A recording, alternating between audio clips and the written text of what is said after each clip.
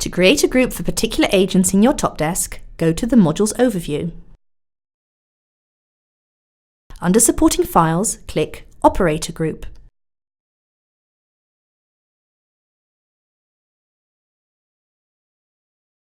In the empty Operator Group card, fill in the mandatory fields, like the name. Also provide all other information that is recorded in your organisation. When you want agents in this group to work the front office, tick First Line Call Operator.